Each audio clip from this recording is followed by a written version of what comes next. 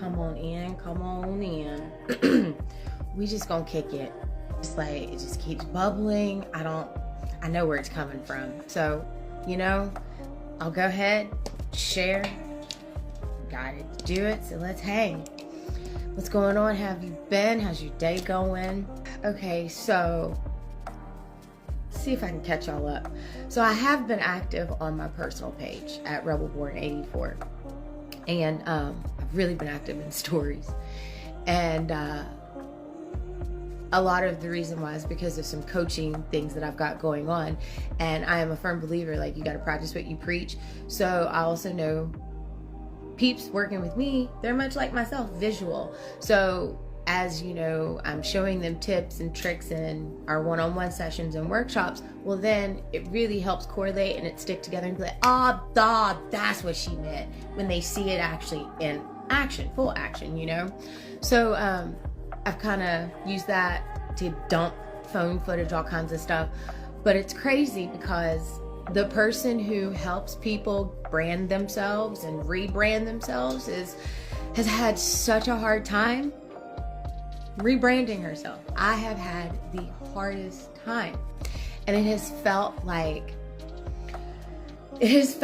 pulling teeth some days. There have been days where I'm like, this is not what I'm supposed to be doing. Like, I'm human. Like, we just getting real. We hanging out and getting real. You've been there in situations too, knowing good and well it is what you're supposed to be doing, right? And I'm gonna show you the flip side of what I mean by when you do what you know you're supposed to be doing. It gets tight. You know you're supposed to be doing something, but then you're not allowing yourself to step out of your comfort zone to fully do it. You're gonna feel like you're gonna feel constricted. But it's so easy to immediately call that constriction, oh, this is not where I'm supposed to be. Or, oh, I should fight harder to stay. It just depends on where you're geared, what the situation is. Because in this situation of rebranding, for me, it was just like, oh, it's a mess. I'm not supposed to be here. If it was, it'd fall into place. And the problem was, no, I was exactly where I was supposed to be. But I was avoiding a key piece of my brand, which is what I have gone through and come out of in particularly the last 8 years when I was mauled by a dog. So today I dropped because I in my last workshop, we were talking about structure and how you can structure your weeks, and then it's just a nice plug and play. And instead of always like, what should I post? Structure your weeks, structure your days, and then now it's just drop in the content that falls in that parameter. So I was working with that method on my other page today. So that meant it was Monday, like my story day. And it's funny, every time I do a workshop and it's time for me to do run my page the exact way, because I run my pages the way that's necessary. One, for my life, then for my business. Yeah, exactly. My life, then my business. So I don't follow the guidelines, and I don't ask my students to follow the guidelines. I'm like, this is what works. This is what you should be looking at. Now you got to figure out how that fits into your life. What's that going to look like for you? But when I'm in a workshop, I always try to be very intentional when I'm posting, especially on my Rebel Born page, and just run it and coincide it with the workshop. So it's funny because every workshop, I'll always avoid Monday. Like, I will post something, but it will never be my story. Like, I never get into my story. And so as I was coming up on getting this week's content schedule, last night I was like, you gotta make that real, Erica. And it's not even that you gotta make it because, the world will end if you don't. But you gotta make that real because you keep avoiding it. And it's like, why do you avoid this part? And it's like, if you quit avoiding this part, everything else falls into place. Conversation I've had numerous times, but for some reason last night it was like, so I make it, I put it up, whatever. And I've had some really cool feedback from other people that are like, oh my God, I've really got to start telling my story. And it hit me why it was so hard for me to rebrand, because I wasn't ready to tell my story and let's talk about it all the time, because I'm just now at a place that when I talk about it, I don't don't have no kind of feeling. Like, my feelings don't change on the matter. I'm just talking about it. And I became very aware of that before the dog attack happened, that I would do that with things. And around mid-20s, I stopped being so verbal about a lot of things. And people close to me picked up on it and would be like, why? And it was timely when it was really brought to my attention, because then it wasn't 5 years later. I needed that to keep me grounded. But a few years before I got mauled by the dog, my grandmother, my last living grandmother, Parthena, I had dropped in just on a whim to visit her. And we were sitting there talking, and then she asked me, she said, how's your mom? Or she said, how's Pam? Because she knew I didn't call her mom, and of course it wasn't her child, so she's called her Pam. She said, how's Pam? And so I sprung into, talking about, I don't even talk to her. I had to cut her off. I had to do a complete purge, and I'm catching her up. She didn't say a word, she's sitting there, she's taking it all in. And when I got finished, she said, but you over it? And I was like, yeah, I'm not, don't even face me, don't even care. And she said, really? I couldn't tell. And that's all she said. And I was just like, she's like, yeah, you're wearing it. She was like, it's one thing to talk about what she's done or doing. Or she said, but God, you lived it again. Are you okay? And I'm like, yeah, I'm okay. I was like, and thanks for that check. Thank you. Well, then fast forward, dog attack happens. And you ready for this? I had to check myself on the regular because I was already so dysregulated. Already so just that I couldn't take on anybody else's dysregulation, and I had to be where I was because it was hard enough being there. And so I process things quickly, but see, that's to my disadvantage, because when the dog mauling happened, I tried to be places that I wasn't. I understood it, but I wasn't even ready to be there yet, right? If you watch the reel and you take time and pause it and you read the caption from the post the day after it happened that I did, bruh, as I read it now, I just have to laugh because I'm like, you hadn't even begun to process it. Why were you trying to console other people? Why were you doing anything? Why did you care? The salon had called all the people they needed to call. It was on your book. Everything else, just let them handle it. And, I was sitting here, but I had to at that time. That's what I thought I had to do, right? I just had to be doing this, had to be doing that.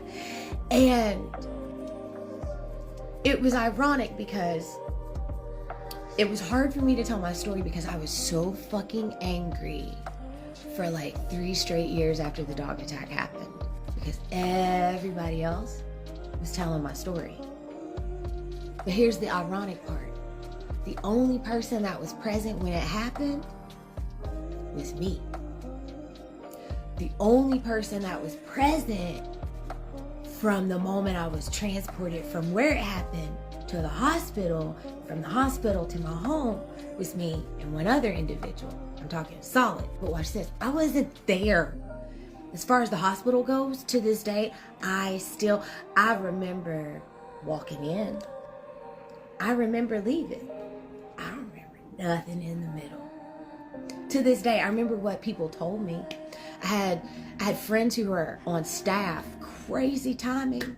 Friends of mine who were on staff at the hospital I was taken to that day, that were like, we were on our way out the door. We heard you scream. There was something about the scream that made us turn around. And we was like, wait, that's Erica.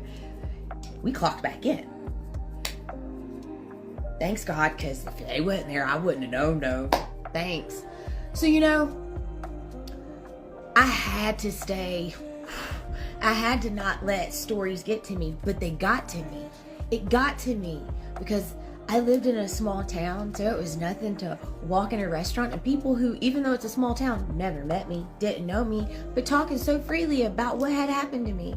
And wrong, because you didn't got the story from somebody who's just over here. So I was so mad. It was just like, y'all telling it enough. Why do I need to? So I just quit telling it. Unless I had to, unless I was in the doctor's office and had to be in, retelling and how did this happen? Okay, well, this happened because of that. And well, this happened, I think, when that happened, So that was the only time I would tell it, because like, I would be somewhere, somebody would ask me about it, let's say, and I would start telling it, and then they would like start chiming in. So then I would just sit back. I'd be like, you know what, fuck it. You already know the story, so why the fuck do I need to talk about it? So I got real angry. And so instead of carrying the emotion, I just quit talking about it, because the less I talked about it, well, the less everybody else talked about it. Finally, it kind of started dying down. Other people's bullshit happened, so they picked up on it. But then the stitches came out, and me being me, I'm like, I'm going back to work. And they're like, but your leg? I'm like, oh, my leg's fine. Even though it wasn't. Like, I'm going back to work. I was like, if I can go sit on a stage and sing, and they're like, Erica, but you can't. Every time you sit on a stage and sing, you have to you have to either sleep in your pants and hope circulation don't come off, or you're just like, fuck it, and you cut your jeans off. So no, technically you can't do that without your leg being bummed either. So don't rush it, but it might be good therapy. Don't be overdoing it. Okay, stitches come out. I gave it 4 days. I go back to work. But guess what happened when I went back to work? It started again. Why? Because now my client, I'm present, right? People, hey, what's going on, Trey? People who I hadn't really seen, people who they would check in on me. We kept it brief, but we hadn't really talked. Well, now they're in my chair. Now they got their 45 minutes. Well, I was the nail tech from the time I started to the time I left. An owner I used to work with, he said, he was like, you be out here cussing like a sailor. He said, but all your clients love you, even the really old ones. I was like, bro, at my station, that's their time. I was like, listen, I have clients, yeah, we cut up like you and I cut up. I was like, then I have clients where I might not say nothing. I was like, then I have clients where it's just like, they might ask me advice and that's it. I was like, but it's their time. So I let them guide the conversation, and that's where we went, right? Well, unfortunately for me, my clients wanted to know what the fuck was going on. I mean, it was fortunate and unfortunate. And while I appreciated it, I couldn't find my words to be like, can we change the channel? And I would nicely try to say it, but they were just so eager and wanting to know. And I know it was harmless. And some were just mindful and knew. They didn't bring it up unless I brought it up.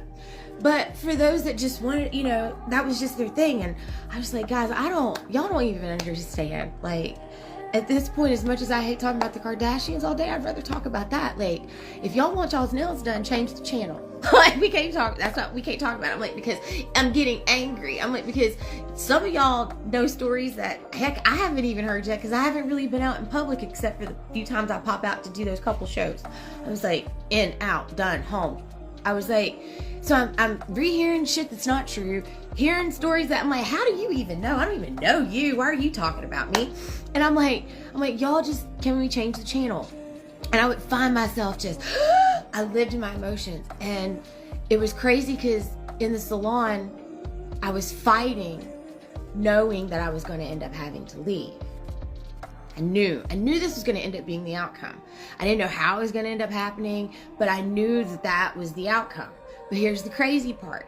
I knew that,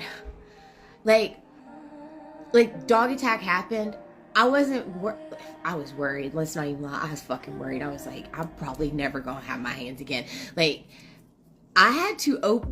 couldn't open a pop can, y'all. I had to use my teeth. My hands were fucked, So when I went back after the stitches came out and I'm sitting there and I could feel these emotions, I could feel myself being a dick. I could feel it.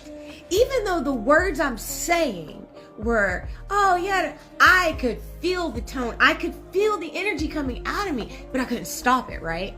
Because I also was so, oh God, I got to get back to making money. Yeah, the salon is profitable. Yeah, the salon's making money. But I need my money back. Because, like, at the end of the day, my money is what propped the salon up. Thank God I did it smart. But still, my money was propped it up. So, you know, it was just like, y'all, I just need y'all to hush, let me do nails and make this money. That's the only reason I'm here. I do love y'all, but I just need to make this money right now. And the energy of I gotta make this money fucking was killing me, y'all. It was.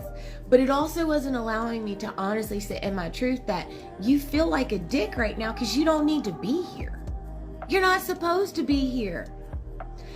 And I'm like, but at the same time I'm fighting where I wasn't supposed to be, but trying to act like it's my client's fault or it's this person's fault or no, it was my fault that I'm feeling this aggravated. It was my fault that I couldn't be just, it was because I didn't have to be there in that moment. Like, I really didn't, but I kept forcing myself to show up somewhere because this is what I thought I needed to be doing, and this is what's gonna make me feel bad, and it wasn't. It was making me feel worse. Well, then fast forward, I'm still on ice. I'm full-time braced. My left hand, so my right hand ends up healing for the most part, except for it's numb. I could totally use it, but now at this point, if we fast forward, it's numb. And my right hand has like, it's got like, it was split wide open. Like, when the attack happened, it was funny because I was like, oh, I can let myself in the car. I'll never forget this. Tried to open, I was like, like in my mind, I was opening a door, but nothing did that. Like, none of this didn't happen. Like, it was more like, like, I was like, whoa. Because my whole fucking hand palm was just gaped open. So where they had stitched it back, they were like, well, you know, your nerves have nerves and your skin have nerves. So like, it might fully heal. It might be kind of sensitive. It might be numb the rest of your life. It might be this, it might be that. We'll just have to wait and see. Well, after it had healed, was closed, stitches out, fast forward, I could use it. It was cool for the most part, but it was numb all the time. Like, I could just walk around, like, and I just walk up and just like hit people with it for the fuck of it. And I'm like, can you feel that? Because I can't. And I can't. It was kind of like the thing. It was part of my healing, I guess. And, but this hand didn't work. You know how like you want to cruise in your car like this? I couldn't. You know how you're like, oh wait, I'm gonna turn my wrist over, I couldn't. Oh, let me open that door. I couldn't. Let me put some mascara on. I couldn't. It had to be braced 24/7. And then that brought a new level of anger. Well then, again, small town, small doctor's offices, everybody knows everybody. So it's like, while we have HIPAA, what's HIPAA in a small town? It's HIPAA. So, you know, it's like, and then at the same time, it's like, what's HIPAA when everybody's nails you do also works at that doctor's office, so you're all kind of fucking covered. They can kind of all talk now. So, you know, it was just like a never ending. But all I had to do was give myself the grace to excuse myself from a lot of things that I didn't. It's a reminder. You can excuse yourself from some things. Like, there's times you be putting yourself places you ain't supposed to. It's okay. Excuse yourself. But it was crazy because as I was putting that reel together today, and all of it was just like I didn't feel no type of way about it. It was just kind of funny in like a aha kind of way. Like, makes sense why you just now can talk about it and use it in your brand the way you should have been always using it in your brand when it comes to your empowerment coaching and your holistic wellness. Because at the beginning, middle, and end of it, that's what fully rerouted you in your roots, Erica. That's why we're here. That's why these are the times we're in Illumi Beauty and Wellness. Like, so yeah, you know, and no, I don't dislike anyone who used my story for whatever they needed to use it for. I mean, fuck, at least she was leaving somebody else alone that didn't know how to handle it and would have taken it out on multiple people in worse ways, how they felt about it. So no, I hope that now in life you're in a different place and you're telling your stories Because, you know, at the end of the day, we be wanting people to do all these things that have risen up within us that we have individually been called to do. And we be like, oh, well, that person's kind of doing it. Let me see. No, bro, just go do what you're called to do, or you're going to feel aggravated and frustrated. Quit being places because you think that's where somebody else wants you to be. Like, be where you know you need to be. Because you watch this, after being braced 24/7, still getting up, going into the shop, still showing up to the studio to lay tracks to make sure a fucking album hits that people were gonna self-sabotage in the background anyways, no matter how hard you worked. So, you know, it was just like all these things I kept showing up to do, that all I had, that the divine literally had already set it up for me to just be like, just sit back, let the salon do what it's doing, show up in the business owner capacity. Show up how you can, because the salon's doing what it's doing. Let it keep doing that. But I wasn't satisfied there. I had to do all this. Let it do that till it dies down, but I didn't. I prolonged my healings. I made myself miserable. I bit a few clients' heads off that I turned around and then immediately apologized because I didn't want to, but I couldn't stop it, right? You've been there before. Don't act like you haven't. So, the day I knew I can't do this no more was the day I had finally, it didn't matter who brought the conversation up or what the conversation topic was surrounding, because now at this point, as we fast forward, I'm now in a lawsuit with the dog owners and their homeowners, and, you know, it has now gotten here, right? And medical bills. Now facing a surgery after being put on ice for 2 years and having to be braced after stitches come out because of a doctor's ego and unwilling to listen to his patient. So now I'm sitting at getting ready to go into surgery and planning to have to take time off work. You know, I get to choose to be off work, you know. And Doc's saying one thing, and it's crazy because I'm planning for another. Like, I'm planning for worst case scenario. Put it this way. If it wasn't for my physical therapy team, I would be here. Plain and simple. So physical therapy kept it real. Doctor lived in his ego, so a lot of things were very unrealistic. So I was planning alongside with what we were talking about, and the things that we knew and the things they had already confirmed, that then when the doc got up his ego and did the right MRIs and things of that nature and was like, oh, look at that, PT was right. Fuck my life. Yeah, so once all that shook out, I was sitting there laughing at that time because I was like, oh, it's crazy. I don't have any feelings about being off work right now. And my friend says, because you're getting to choose it. I was like, yeah, you're right. It's crazy when you get to choose things, how you feel about it. I said, but you know what's crazy? How quickly we could do the same when we're thrust into situations. We could surrender. I said, but we don't. I don't know why as humans we don't. I was like, but we can do it when we're choosing it. Like, we'll easily just be like, oh, okay. But when I came out of that surgery, because Doc said, oh, it's just going to be a routine carpal tunnel. I'm going to go in there. It's just going to be a carpal tunnel clean out because everything I've tried has failed. Well, yeah, everything you've tried has failed because you're not listening. You still want to try to be right. You won't remove the ego because you're just a vessel, Doc. You're a vessel. But right now, too much humans in the room. Well, that surgery ended up being an all-day fucking event. And you know, I'm not going to say I think. I know he knew in his core of core that it was going to be more. You know why? He's considered, or was at the time, a top leading surgeon in that area when it came to hand and arm. Yet on a Friday, I was his second and final surgery of the day. A routine carpal clean out. But you made me your second and final surgery of the day, and you had me booked at 5:30 in the morning. That told me all I needed to fucking know. We gonna be here a minute. Well, guess what? When I woke up in recovery, which I asked them, I said, how long from like there to recovery room did it take me to wake up? They said, oh, you woke up in like 45 minutes. They were like, plus we started trying to wake you up because you were trying to lay on your arm. I'm like, yeah, I sleep on that side. They were like, not right now, you can't. And I looked down.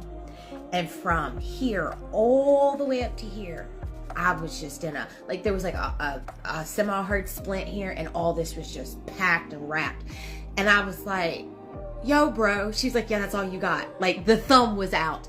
All of this, done, son.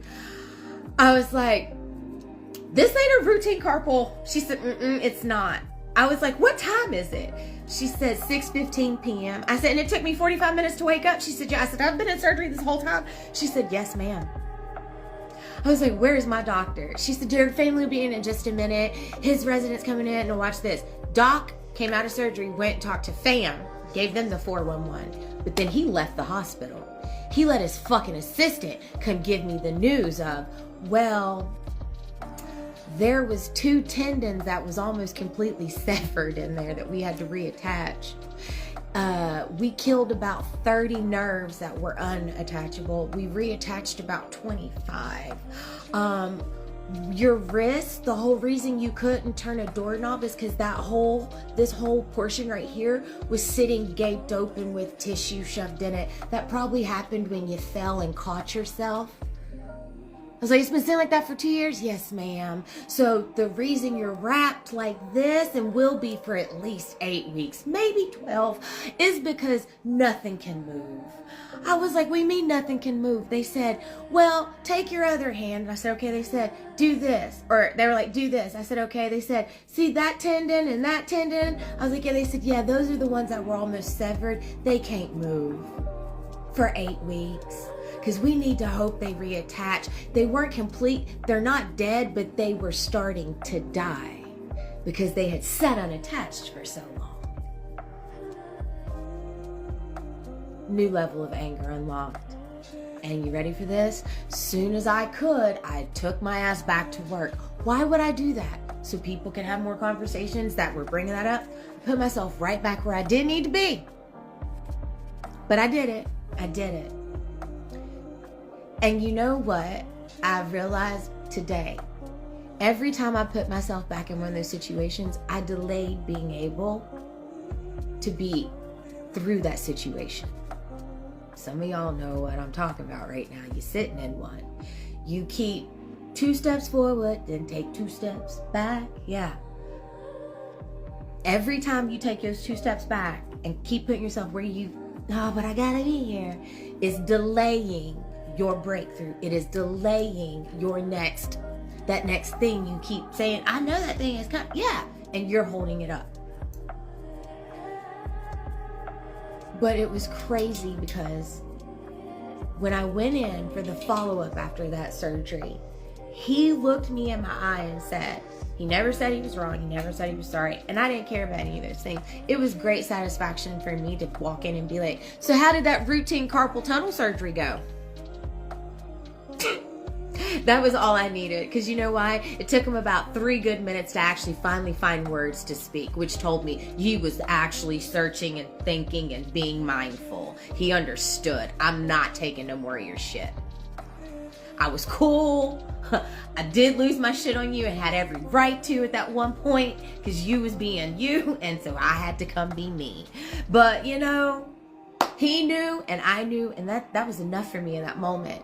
But he looked at me in that moment and he said, now listen, your surgery isn't considered a success until at least 2 years out. And he said, even after 2 years, you may one day wake up and your arm be numb again. Because see, that was the other thing. Remember how I said this hand just was numb? So this hand was burning up hot before the surgery and always numb. Like from my wrist all the way up to my shoulder. It was just numb. It felt like, you know how when you fall asleep on your arm or your leg and it feels like it's waking up? That's what it felt like 24/7. But some days it was at level 1 million. And some days it was just at like a constant 10.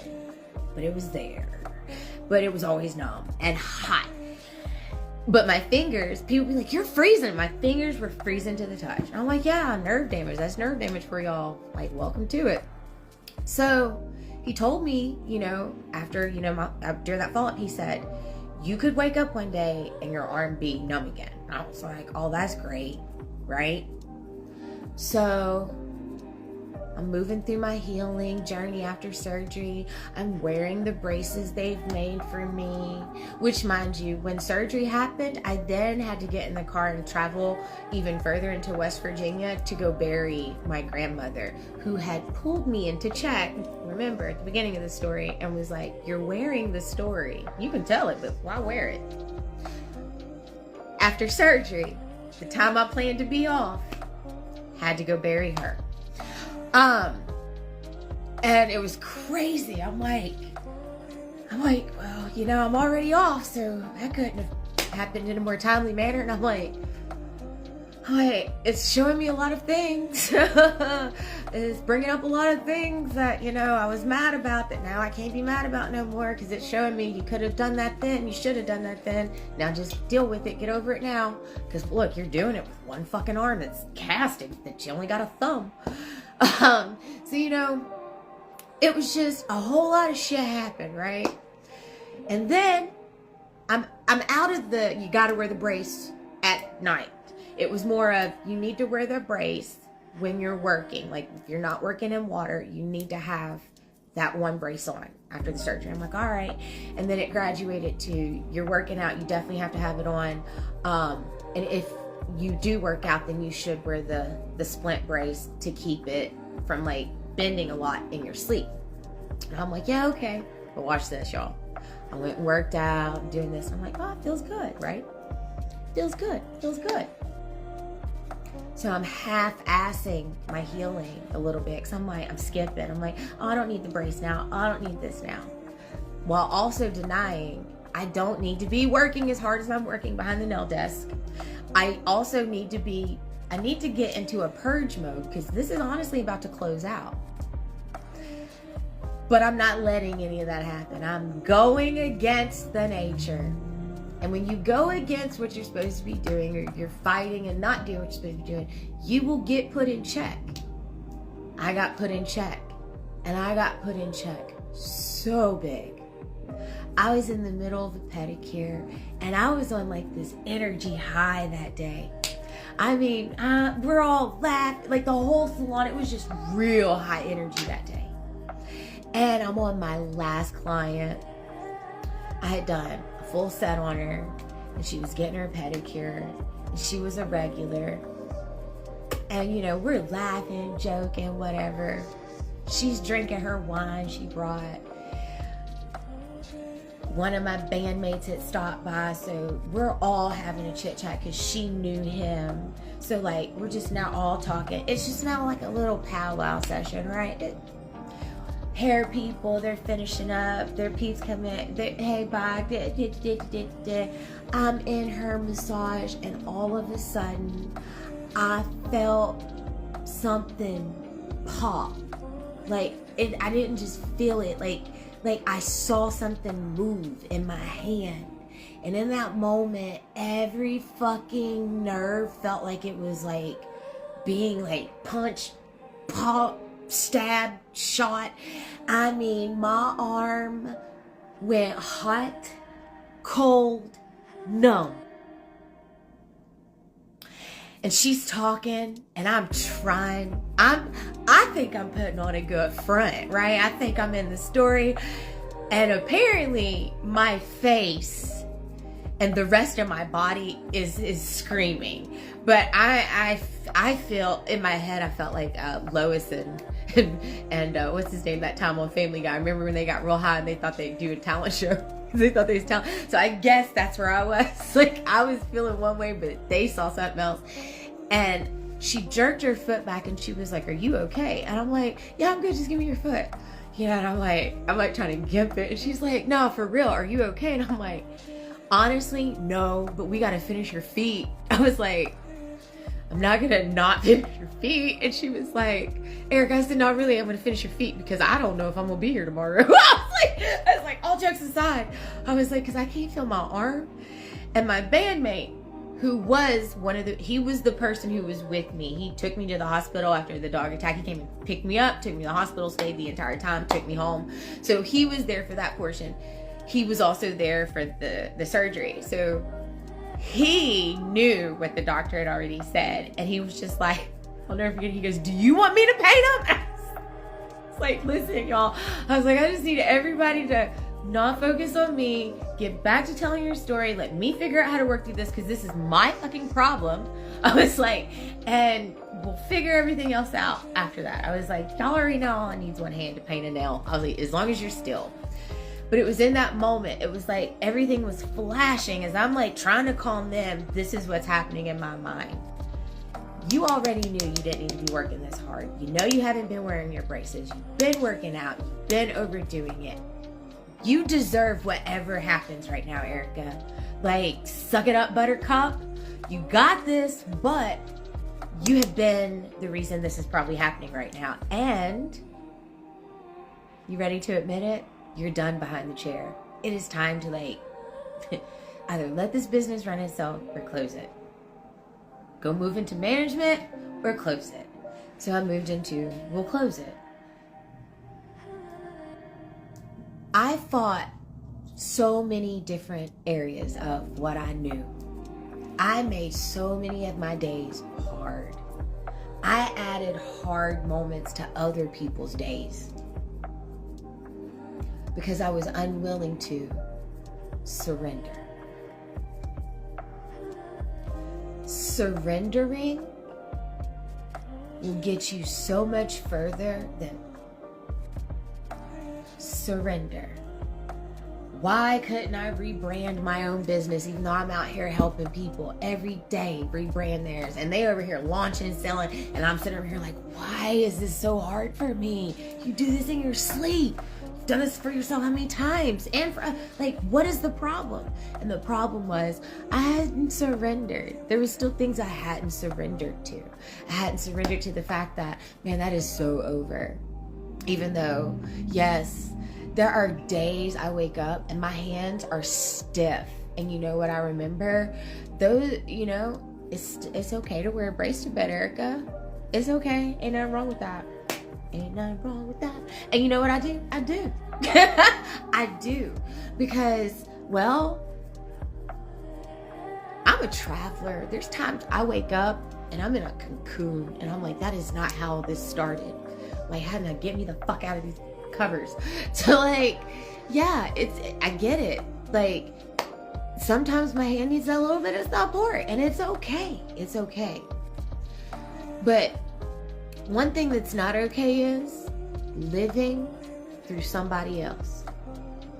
Whether it's telling somebody else's story, whether it's living out somebody else's dreams that they have for you that you ain't never had an inkling of wanting to do for your damn self, whether it's showing up places when you know good and damn well it's not where you're supposed to be showing up, whether it's relaxing more even though you keep trying to power drive through, whatever it is, it's time to pivot it. If you are comfortable telling other people's story, that means you actually got no problems. That means you should have no problems telling your own. I hope you're telling your own first. If you feel called and compelled to share something, start sharing it. You know why? Because only you can share it the way you're about to share it. So do it. There's a reason you're being called. If you're being asked to step away and close something down, do it. Because watch this. Thankfully, I didn't jack anything up in my hand. What happened was, as I was massaging her leg, that tendon rolled. Because it was so fresh and tight and new. It rolled. Like, I was doing what I was used to doing before the dog attack because everything felt so good in that moment. Forgetting, bro, you got 2 tendons that have been cinched back down and this that's been freaking tight, and like, you better calm that noise. And you lifted this morning, you know? And so when it rolled, it like laid over on a nerve, and it sent a trigger motion through everything. When I woke up the next morning, I was okay, but let me tell y'all how cautious I was. I woke up and without hesitation canceled half of my nail day. Like, you didn't have to tell me twice. I was like, yeah, And like, while I was like on breaks in that, I was reworking the whole rest of the next 2 weeks. Like, I was like, open my book up. I just looked at my reception. I said, listen, stop what you're doing. This is what we're doing right now. Game plan. Open my book up. Find me. I said, I need an hour and a half in between each person. I was like, that way, no matter what happens, they late, I'm running over, whatever, boom. I was like, hour and a half. She goes, what? I was like, I know. I said, hurry up and do it before I change my mind. So, you know, I did. I was, in that moment, I got snapped back into a real reality. I was like, nah, brah, I was handless once. I had no hands once. I had one hand once. We are not doing this shit again. Lesson understood, message received, divine, here we go. We gonna shut it down. So before you're forced to do things, before you're thrust and put into a you don't have a choice situation, I urge you not to ignore the warning signs. I told a story this morning on my Rebel Born 84 page. I started it over there about a man named Murphy, and I'm going to end with it over here. I found this story because I was researching something. Don't know about y'all, but when I research, I end up in fucking rabbit holes because I'm nosy. So I'll be like, oh, what do you mean by that? And then I'm like, oh, over here, and now over here, and 77 tabs later, I'm like, okay, well, I think I got the full picture plus another 70 other things. So I was looking into some insurance things and insurance stories for all different kinds, on different levels, different scales. And somehow I came across this story about this Murphy cat. This happened, I believe it was in Chicago. It was in the 30s, 40s. It was back in the day. Don't quote me on the year. You could find it if you wanted to from the small little details I'm about to give you. So Murphy was like this drunk, blah, blah, blah, blah. But, you know, he had his buddies, you know, the buddies he was always at the bar with, the people who owned the bar, who he was always he-heing with, coming in, spending his money with, drinking with. These are his buddies. These are his peeps. But they were like tired of Murphy. But they also saw a way that they thought they could capitalize on Murphy, because at the end of the day, as much as it was great that Murphy came into their bar and was such a loyal patron, there was some days Murphy just was like bad for business because he's a drunk. So he might get real loud and people are leaving, or Murphy's drinking way more than y'all could ever upcharge. So it's like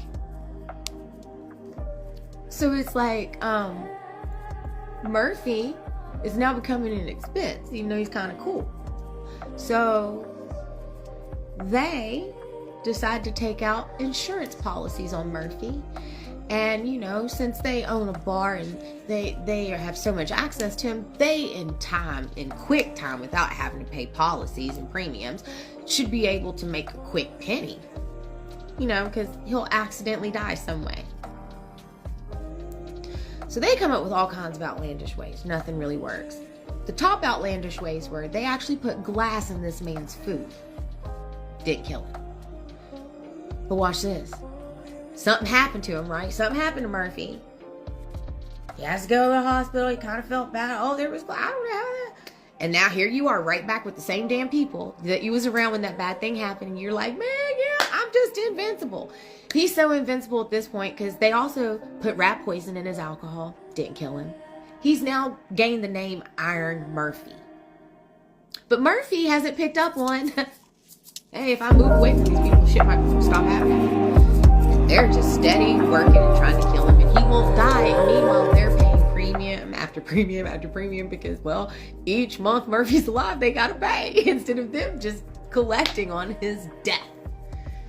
Well, they put Murphy outside to freeze to death. Didn't work. They ran Murphy over with a car. Didn't work.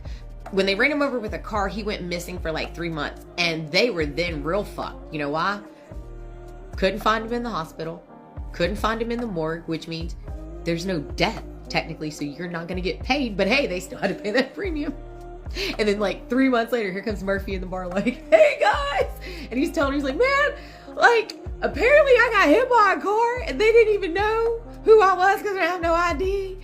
They were like, see, I was in the hospital for like 2 weeks and then I was over here for like a month. So even though they had called all the hospitals looking, they couldn't find him because, well, Murphy was just in as like a John Doe. Even though he wasn't dead, they couldn't get information and nobody matching the description they gave was there. Murphy looked way worse in that moment. Well, they finally ended up killing Murphy. He gets drunk one night. They cart him off to the back room, throw him in the bed, back room of the bar, you know, they had. And They end up suffocating Murphy with a pillow. That's how Murphy ends up dying. Long story short, they end up at the end of it, after, clearing, having to pay the doctor that they had in on it to, come up with the death certificate that would definitely get them paid. I think it was like $75 that they all ended up clearing when it was all said and done, when it should have been in the thousands. Because one, it took so long for Murphy to finally die, so after all the premiums paid, and two, well, then they had to get a doc in on it, because, well, you kind of killed him in your establishment. And a few months go by, and guess what happens? A curious adjuster is looking at some things, and the death certificate, whatever the doctor put, just didn't fit for him. And he starts looking into some things, and well, lo and behold, he catches up the whole ring of them and comes to find out they didn't just have the one policy with his company. There was a policy also over here and over here. But even with all the policies, it only came up to about $75 a piece they ended up splitting. It doesn't pay to do shady shit. Never does. And it doesn't pay to keep showing up someplace just because people ha-ha and hee-hee with you. Take a look at what's happening around you while they ha-ha-ing and hee-heeing. Because if it's things that don't happen when they're not present, I hope you'll remember this. You are not a tree. You can fucking move at any damn time.